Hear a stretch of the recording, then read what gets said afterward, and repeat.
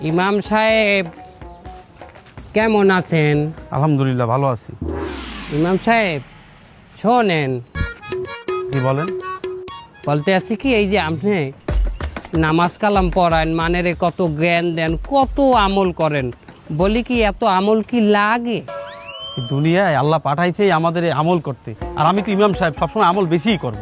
Captain, মুই শুনছি পথে ঘাটে নাকি ফোনে কথা বলাও নিষেধ আছে। আর হ্যাঁ, ইমাম সাহেব দিদি সবসময় হাতে খালি গনে আর গনে গনে আর গনে, আর মন জ্ঞান দিল সব তো থাকে আল্লাহর কাছে। হে কখন না জানো রাস্তাঘাটে অ্যাক্সিডেন্ট হইয়া পড়িয়ে থাকে, বলা যায় না তো। হ্যাঁ ইমাম সাহেব, এই রাস্তায় বইয়ে যে জিকির করেন, একটা অ্যাক্সিডেন্ট হয়ে গেলে হেকালে। জিকির মানে আল্লাহ তাআলার ধ্যান খেল, তাই বলে কি আমি রাস্তাঘাটে অন্ধের মতো হাঁটি নাকি? ইমাম সাহেব আপনি মহফেলে যান না, ওয়াজে যান না, যাই, হ্যাঁ নাসিদ গান না, গজল গান না? গাই, গজল গাই। হ্যাঁ ভালো লাগে না এখন আর ওই আগিল্লা সুরে যে ওই গাইতে থাকেন কথা, ওগুলো ভালো লাগে না। আপনি একটা ইমাম সাহেব, এখন গজল গাইবেন হিন্দি গানের সুরে।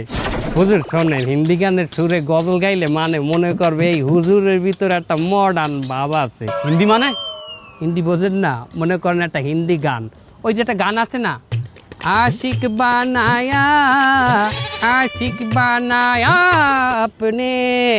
এই হিন্দি গানের সুর যদি আমার গজলে ঢুকান লাগে, হেলে তো আমার শোনা লাগবে, আবার দেখাও লাগবে, হেলে তো আমি একটা ধোকায় পড়িয়ে গেলাম। শয়তান ইন্দা দূরা। আহা চেতেন কেন ইমান সাহেব? বাদ দেন, হিন্দি বাদ দেন। কি তোরা বল, হিন্দি বাদ দেন, বাংলাই গান, কিন্তু বাংলা একটা মডার্ন সুর দেবেন না। মানে ওই যে একটা গান আছে না, গুনগুনিয়ে ভ্রমরাশি,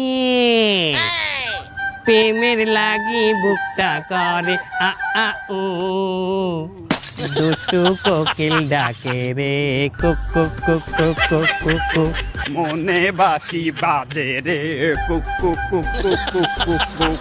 বুঝছি আমার শয়তানে পাইছে, শয়তান আমার এখনই দূর করা লাগবে। ইন্দা লা হাওলা ওয়ালা কুওয়াতা ইল্লা বিল্লাহ আলিউল আযীম।